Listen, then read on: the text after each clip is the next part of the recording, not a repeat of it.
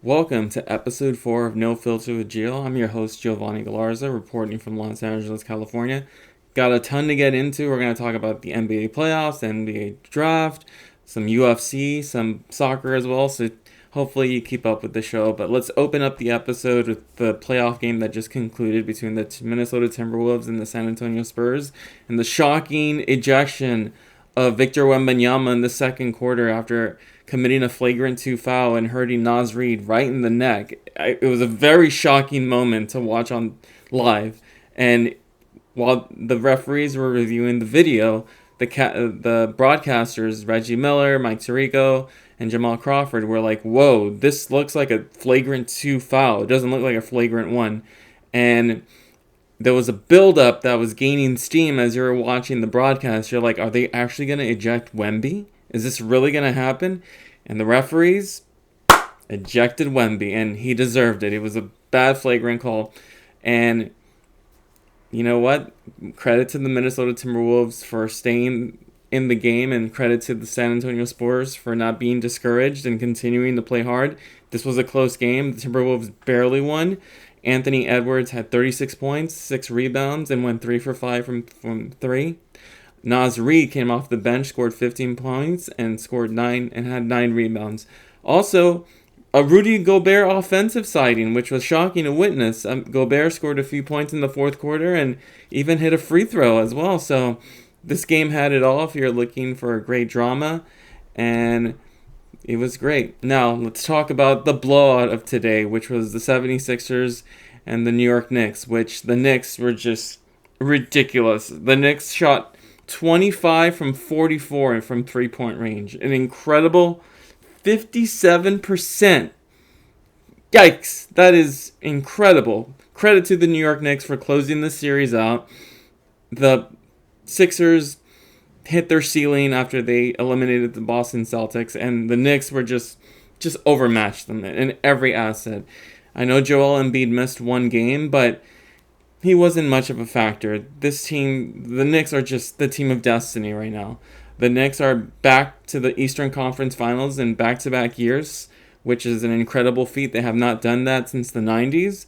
And Miles McBride came out of nowhere, scored 25 points with 7 for 9 shooting from 3. Jalen Brunson had 22 points. He was 6 of 10 shooting from 3. Bravo Knicks. Bravo New York Knicks. And bravo for the city of New York having this team to root for, because they're fun to watch. They play defense. They score on you and from every angle. It's incredible that OG Anunoby did not play the last 2 games of this series, and they were able to just completely wipe out the 76ers. So as of right now, in the Eastern Conference, I think the Knicks are going to pull it off. Of course, they have to wait for the next series to go to see what happens, if it's either going to be Detroit or Cleveland. But if I had money, I'd put the money on the Knicks reaching the finals. They look like a much well-balanced team compared to last year in their playoff run. All right, well, this is the downer part of the podcast. I'm going to talk about my Lakers, and I knew once Luka was out of the playoffs, our ceiling was the second round. And unfortunately, I think even if Luka was injured, I don't even think we'd have a chance against this OKC Thunder team. This team is just loaded with players, just stacked with players that you never heard of that are just scoring at will against the Lakers. The series is over. There's no way that the Lakers are going to overcome a 0-3 deficit. No way. And could this be LeBron's final game as a Laker? He's going to be a free agent. He's 41 years old. Of course, there's a new ownership group that took over the Lakers that comes from the Dodgers. And do they really want a 42-year-old LeBron James next year? Do they really want to put their future in an aging superstar? It's going to be an interesting summer. And once this game concludes tomorrow, and I'm predicting another blowout. I'm predicting the Lakers will be lucky just to win one. But you have players that Thunder GM Sam Presti constructed this roster. Even OKC's second best player, Jalen Williams, is hurt, and they're still blowing out the Lakers. It's incredible how loaded they are. AJ Mitchell had 24 points yesterday. SGA only had 23 points. And then coming off the bench, Cason Wallace had 16 points. this series is over. It was fun, Laker fans. LA was great. Loved every second of the season. We had only 2 losses in March, and everything was pointing in the up trajectory for the team to perform well in the playoffs. And then, boom, April 2nd, Luka gets injured at OKC. Season pretty much decided right there. Okay, last playoff series I do want to talk about is the Cleveland Cavaliers and the Detroit Pistons, which is the Pistons lead 2-1. Game 4 is tomorrow. James Harden had a redemption game in Game 3, scoring shots in the final 2 minutes, including a 3-point dagger that gave the Cavaliers a 4-point lead with less than a minute to go. Yes, there's a lot of noise about James Harden choking in the playoffs, but this game proved all the naysayers, all the critics wrong. Credit to James Harden overcoming the pressure of the moment and scoring and delivering for his team. This is probably the closest series in the Eastern Conference.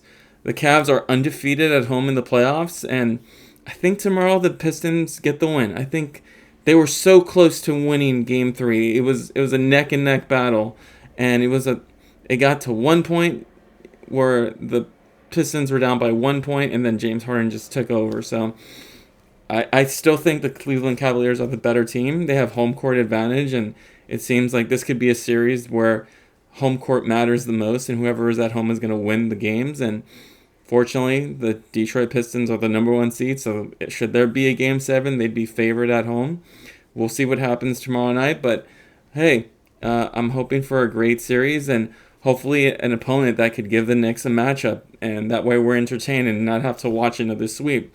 Okay, in other sports news, I do want to talk about UFC last night, which Sean Strickland wins the middleweight belt for the second time in his career in an upset victory, defeating Hamzat Shimaev in an upset. I hope I pronounced that right. Sorry if I didn't. But Sean Strickland from Anaheim, California, a local Southern Californian, winning the middleweight title. Congratulations. We'll see who he faces next. He's the champion. He had a broken nose, so he should be out for a few months and hopefully recover. And hopefully before the year ends, we get to see Sean Strickland fight again. He's a very bombastic character who just does whatever it takes to sell a pay-per-view or sell a fight. And, he said some outlandish things, and he apologized for it, so credit to him. I also want to talk about El Clasico today with Real Madrid versus Barcelona. Marcus Rashford scored a screamer free kick to open up the scoring in that game. Later in the first half, Ferran Torres scored another goal to make it 2-0 Barcelona. Real Madrid just looked lost throughout this whole game. They had a chance to score, but it was called an offside by Jude Bellingham. And Barcelona, with this win, clinched the La Liga title for the second straight year. And Real Madrid, unfortunately, goes back-to-back years without a trophy, which is unheard of in that club. It's getting ugly. Fans have started a petition for Kylian Mbappe to leave the team. Rumors are swirling around the team. It's a total mess. And next Real Madrid manager is rumored to be Jose Mourinho. Again, Mourinho going back to Real Madrid? Does that make sense? Does he really want to go back to that drama? We'll find out. And one last topic I do want to talk about is the English Premier League, which I'm a huge Manchester City fan, but credit to Arsenal today, getting the win 1-0 at West Ham. Literally, it was a neck-and-neck game, and Arsenal scored in the 83rd minute to take the lead, and then in the stoppage time, West Ham looked like they tied the game, and unfortunately, due to VAR, the West Ham's goal was disallowed after a foul was called on West Ham's player holding the goalkeeper of Arsenal. Very unfortunate for West Ham, who are possibly going to get relegated, and a euphoric joy for Arsenal fans everywhere, all over the world, who they can taste the Premier League. They're so close. They're up 5 points, 79-74 on Manchester City, and all Arsenal has to face now is Burnley and Crystal Palace, which Crystal Palace in that final game are going to probably rest their starters because they're in a European final. So it was a great run, Manchester City. I think this is the year Arsenal takes it.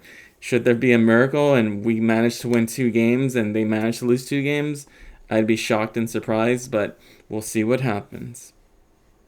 I also want to talk about TV and film, and this week I happened to watch Devil Wears Prada 2, which totally worth the hype. I know a lot of people going into it were like, are they going to capture the same magic from the first film?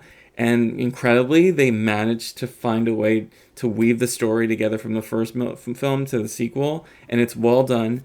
The cast delivers. I got to give credit to Meryl Streep, Anne Hathaway, Emily Blunt, and Stanley Tucci. They're phenomenal again in this story and in this world of fashion.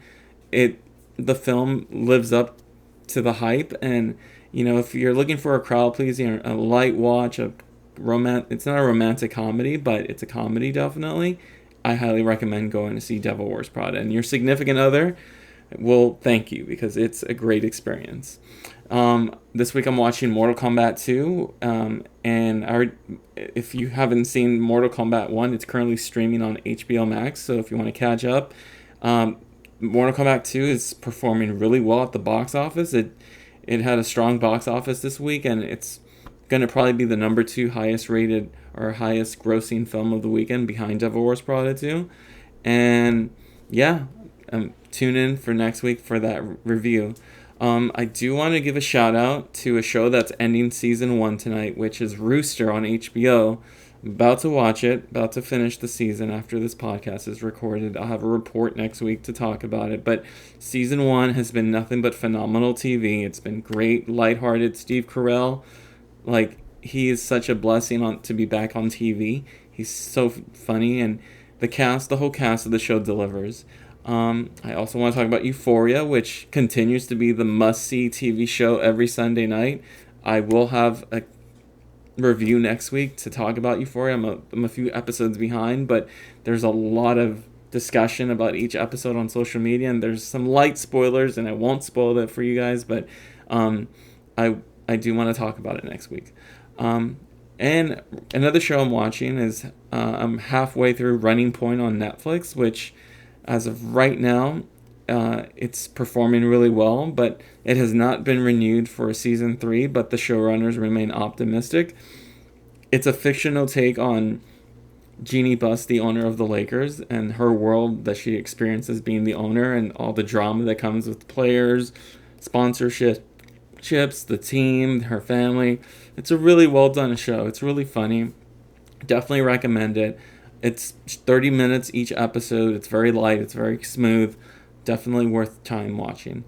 And I do want to give one final shout out to one show that I just concluded, which was Nurse Jackie on Netflix, which originally aired on Showtime. Going into it, I had no idea what to expect from the show. There's a lot of comedy. It's a comedy. There's some drama because the main character, it's not much of a spoiler, but she's a drug addict. And you get to see the perspective of an addict and the struggles that they have to go through daily. For 7 seasons, it delivered. It was really funny. It had a really great ensemble, which literally just every episode brought it, from the nurses to the doctors to the administrator at the hospital. If you're looking for a show, just a smooth watch for 30 minutes and you just want something light before you go to bed, highly recommend Nurse Jackie. Well, that concludes this week's episode of No Filter with Gio. Thank you for tuning in. I hope to have more news to report next week, and thank you again for watching. Have a good night and a good rest of your week. Go Lakers! Although we're going to get swept, but go Lakers.